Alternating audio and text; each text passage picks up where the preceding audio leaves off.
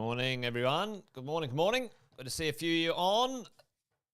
Thanks, Deb. Welcome back. Yes, indeed. I took a little bit of time last week. I was going to come back on Thursday, but I was having such a good time, I decided to extend it a couple of days and take a full week out. So, haven't seen you guys for a week.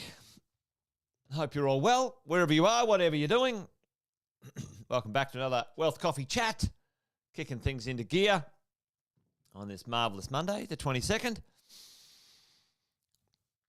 A bit of a shout out. Deb, Chris, Trace, Brendan, thanks for joining us this morning. Good morning to you guys. Morning to the two Facebook users. Usually when I can't see your name, it's usually you guys are in one of the private groups, but whoever you are, good to see you. Donna, good morning. Great to see you guys. Hey, listen, while we're just warming things up a little, I'll do the quick intros. Most of you guys know this, but if you don't and you're new, Jason Witten's my name. Welcome along. If you're new, let us know where you're coming in from, what you're up to. Great to have newbies wandering along. You might be joined one of our programs of recent times, or you might be just accidentally finding us, whatever the case is. Welcome. Good morning. Good morning, Alison, Kelly. Been property investing over 22 years myself, coaching property investors across Australia and New Zealand with my crew. And along the way, we've done thousands of deals, and I mean thousands and thousands of property deals with our clients. And we've learned a couple of things. And each morning, I get a chance to have a coffee, get the day started, hang out with you guys for maybe about 15 or 20 minutes just to share some wisdom or some opinions or some ideas or some observations, whatever that might be. Hey, good morning, Joe. Hey, good morning, Simon, all the way from Tassie. Great to have you on the show this morning. Thanks for joining. Hey, listen, today I thought we might talk a little bit about some of the information I was just reading over the weekend when it comes to the idea of people selling their properties and making profits or not making profits. Now, you guys know my philosophy. Morning, Margaret. My philosophy is that property is a slow-moving beast, and the idea is about buying real estate, especially if you're building a property portfolio team and wanting to create profit and cash flow in the future. The idea is buy these properties, keep them for a long time, because property is a very inefficient vehicle. The in and out costs of real estate are terrible, basically. Taxes, costs, etc., stamp duties, the lot take away. But let's have a bit of a look at what I was reading on the weekend. Hang on, where is it here? There it is. And having a little look at what's going on in the marketplace. The marketplace is adjusting right now. We've had an excellent run, and unless you've been living under a rock, you've seen this. The last couple of years, the direction of the property market has been a nice upward trend, which has been fantastic. Nothing wrong with that. Very happy about that. If you have purchased or owned real estate in the last, since 2020, you're pretty happy. If you owned it beforehand, well, you're happy as well. Your values have increased. Who remembers what this is? Who remembers this little dip in the marketplace right here? Anyone chuck that in the chat for me. Who remembers what happened here? Buy well, never sell. That's right. That's the Witten mantra. Who remembers what this little blip in the radar was here that had adjusted our property market? Probably the biggest adjustment we'd seen in a long time. The tightening of lending. It was also the precursor, folks, the APRA muck around, but it was also the APRA muck around, and it was also the negative gearing, negative gearing policy, or not policy, the politics talking about getting rid of negative gearing. I need another coffee. So we had a little bit of an issue there. Now, it's interesting, and this is, I'm going to get rid of this for a second and have a look. There's a bit of malarkey going on out there in the marketplace or in the media saying, oh, the property market prices are going down. And that's it's not true at all. And certainly not necessarily every single property in the whole market is going down. That's complete rubbish. But what is happening is the rate of growth is slowing, okay? The rate of growth is slowing, okay? And this is what sort of grates my gears. The property market's a slow thing. It's not the share market, and measuring property prices and property growth monthly is dumb as dog shit. Oh, excuse the French. It's just dumb. It's just dumb. And don't get caught up in that rubbish in any way, shape, or form, folks. So we got to make sure we don't get or think that the property market's like the share market. It's not. It's not like the share market. Its ability to trade and go in and out is very, very clunky. Okay, so but some people have been selling their properties, trading through. And the percentage of people making a profit is interesting for the moment, right? So we're having a look at a little bit of the statistics of some people sort of have sold properties from the 2 years prior to COVID. So this is prior 2020.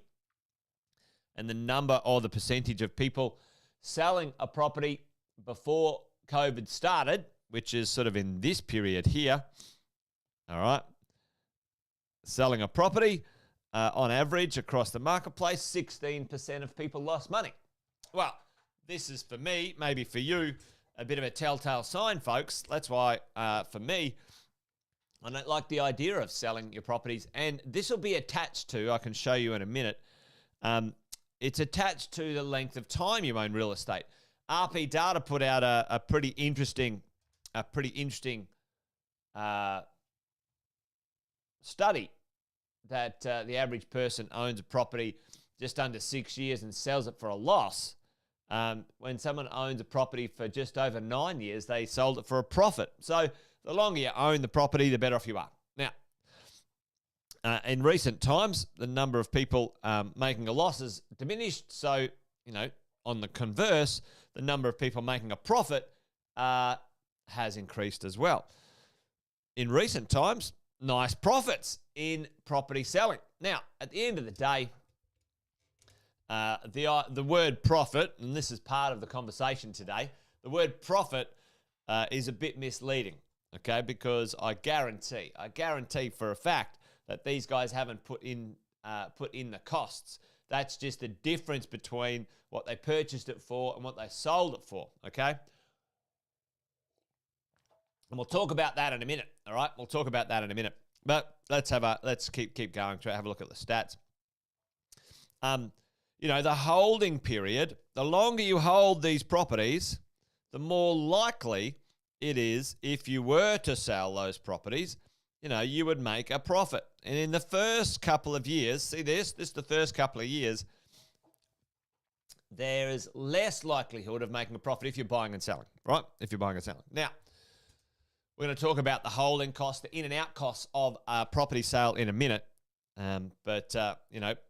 Again, supposedly apartments make more losses than houses.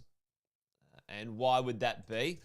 Well, most people are owner-occupiers here. This is your PPR space. Most people are in the principal place of residence, and a lot of investors buy apartments for investments. It doesn't make apartments better or worse or better than a house for long-term ownership. What it just shows me is that more good time Charlies, those who aren't committed for the long term, end up in these spaces and then they sell their properties for a loss. And for me, that doesn't mean too much. But at the end of the day, if we have a little look at the number of sales from July 2022 and, where most people end up, which is, not making much of a profit. All right. So let's go back and have a little chat about why this is so. Let's talk about the in and out costs of buying real estate and what things, let's go down here. I'm going to grab one of these here. So let's say this person here has made, let's call it, what's that, 200K. 200K. All right. 200K. Now, let's talk about it. What costs do we have to take out of our 200K, folks, to analyze and say, hey, we made a profit or not? Let's add up this right now. Let's do the in costs. What are the major in costs of buying real estate on the way in, depending on how you're borrowing and lending? But let's talk that through. Put it in the chat for me, team, what you guys think. Deb saying, no, Newcastle was on the news last night saying that as leading place for auction clearance. Yes, right, okay. And unit prices up. Well, there's a massive gap. There's a massive price gap, Deb, for sure, between apartments and houses at the moment. And that is going to be a real telltale sign into the near future of where people purchase because of affordability. And I think apartments are going to have a nice little run. Yeah, bank fees. Let's do it. So stamp duty. On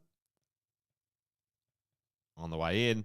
And let's do them in kind of like in sequence. Let's do it in sequence, yeah? Let's do it in sequence. Stamp duty is probably the most. Lender's mortgage insurance or other costs when it comes to the lender or bank. Yep, for sure. You've got your legals and you've got your, purchase costs, which is like, building inspections, pest inspections, et cetera, et cetera. And most of you guys are on that right there. Now, capital gains tax, Alison, is on the other side. So, some of these costs, folks, they can add up to many thousands. Stamp duty on something for 600,000 or 700,000, is 15 grand or so, maybe even more sometimes. So let's call that $20,000, 20K on the way in, folks. 20K on the way in. Jump the gun, yes. Now, all right, let's have a look at what the costs are on the way out, folks. Okay, let's have a look at what the costs are on the way out. Let's calculate that. The number one cost on the way out, if you're selling, yep, is not again, but now getting to Allison's one, capital gains tax. That's your number one cost on the way out. What else on the way out you've got to add up and have a little look?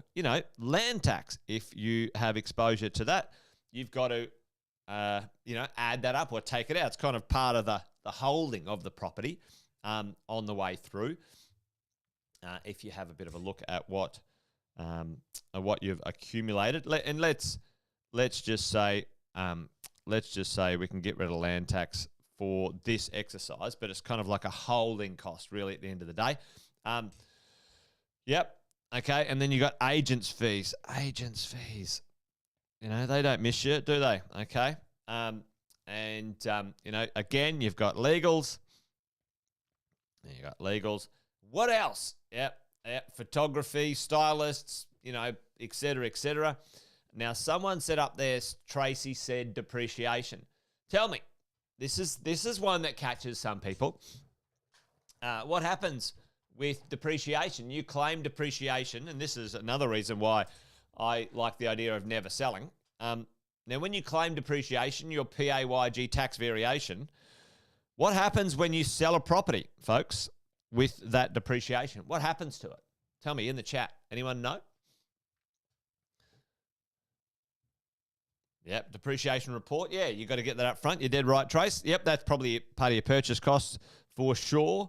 Tell me in the chat. Does anyone know? Yep, it comes off the profit. Well, it gets added back onto it. So what happens when you claim depreciation? Don't even know if that's a... Yep. What happens when you claim depreciation, it now gets added back. If you sell the property, it gets added back to the total value of the property, folks. And now you've got to pay capital gains tax on that. Now, is there such a thing as capital gains tax? No, there's actually not a capital gains tax. It's just so everyone knows. All right? Yeah. So let's have a look at this. Capital gains tax. How is it calculated, capital gains tax? If you hold the property for 12 months, then you get a 50% discount on the amount that is going to be taxed. So let's have a look at this. Let's do some rough math on this one, all right? If you made a 200K profit, and let's say you had 20K of in costs, you would now be exposed to 100K, let's say at 30%. If you're a 30% earner, whatever it is, it might even be more than 30%. It's probably bump you up a bit more in that year, to be honest. Let's say you were normally earning 30%, then you'd be in the 40% range. So now you're going to pay 40K in capital gains tax. There's probably another 20K in agents' fees, ladies and gents, agents' fees. And, you'd probably end up adding back 20K of depreciation as well. So got some legals, depreciation, let's put another 5K in there, okay? So when you look at it, we're of 200K in, all this talk about 200K profit, easily, there's $85,000 worth of costs. That's real costs. And now it doesn't look that great, does it? I mean, it's better than a poke an eye with a sharp stick, obviously. However, team, check it out. So when we look at these things here, this is where, these people have made 200K. No, they bloody haven't. They haven't. And you know what? Let's talk about this just quickly, all right? Of the $200,000, I'm going to quickly do this. I think we got time. Anyway, let's call this $200,000. Let's call, you own a property. Let's say you bought it for $600, and now it's worth $800, and it's gone up $200K. Everyone following along? Probably haven't set this up properly, but we'll do it this morning just to show what I'm trying to point out here. Okay, so if we now can go, all right, 800 times that by 0.9 is 720. All right, let's say we can get our equity unlocked, all right? If we get access to equity, okay, check it out. That's a 90% loan. 90% at 90% is 720. Now, minus that from, your 800, or up from your 600, sorry, and that gives us 120K of equity. So if you go ahead and sell and make 200, you get 125K cash in your pocket, or you can keep the property. Keep the property, release the equity, and get 120K. Tell me, in the chat, folks, does that make sense? What would you do? I know what I would do. What would you do? Sell the property, all this malarkey in and out, or just keep the property and release the equity and buy another one? I know what I would do when it comes to the process of owning and keeping and buying real estate. Keep it. Exactly, Margaret. Now, for all of us, this is the mathematics. This is the thing that you've got to calculate. Sometimes, and it pains me to say, sometimes some investors are in a position where they are stuck and they can't move forward without liquidating one property. All right? And I've done this before with some investors.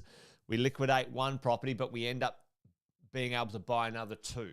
right? So that's a challenge. Yeah, and Trace, that's, often with people who have lower incomes or at the, on the back straight of their working life, it's a little bit more difficult to unlock that equity. Yeah, yep, totally. So that is some challenges right there that we have. But that's why not everyone has exactly the same plan. You've got to be a bit flexible in how you go about it. Anyway, there you go. First one back after a week off or 9 days off. I feel a bit rusty, but hopefully that made sense. But there you go. Wealth Coffee Chat done and dusted today, folks. But yeah, listen, at the end of the day, selling is not all roses, and there's some costs we need to understand, and we need to cross-check our rationale. Can you unlock the equity? Can you get access to that capital in another way and keep that property and move forward and go again? And if that's the case, happy days. All right, that's it. Wealth Coffee Chat done. You guys be awesome and well. Join me tomorrow. We'll do another one. As always, team, if there is anything that you want me to maybe talk through or chat about, let me know. Leave it in the comments or the chat for me. And yes, if you're in our mentoring and coaching program tonight, on the mentoring program, we're doing something like this. Actually, we're doing debt recycling. How you can transform owner-occupier debt into investment debt and then create incomes from it. Andy Fenton, our guest speaker, is coming tonight. Plus myself, Sam, and Tab will be there, and we're going to have a great time. Make sure you come along. All right, folks, that's it. I'm done. Just rabbiting now. You guys be well.